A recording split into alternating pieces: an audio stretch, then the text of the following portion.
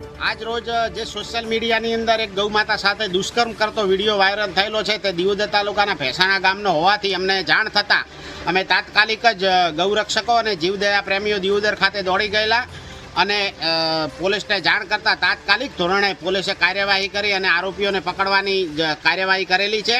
આ video viral થતાં સમગ્ર વિસ્તારની અંદર રોષ ફાટી નીકળ્યો છે કે આવા લોકોને કોઈ પણ હિસાબે કડકમાં કડક સજા કરી અને ફાંસીની સજા આપવામાં આવે તો પણ ઓછી છે એવું કૃત્ય આ વ્યક્તિ દ્વારા કરવામાં આવ્યું છે।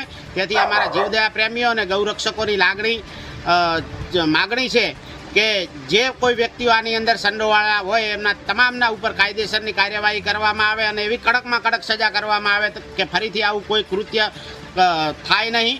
આ ગૌ માતાનો અશ્લીલ વિડીયોથી અમારી લાગણી ખૂબ દુભાઈ છે।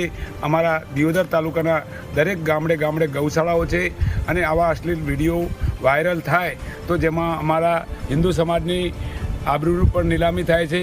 માટે અમે પોલીસ તંત્રને એવું કીધું છે કે સાહેબ અમને કડકમાં કડક સજા થાય એવી અમારી પોલીસને વિનંતી છે।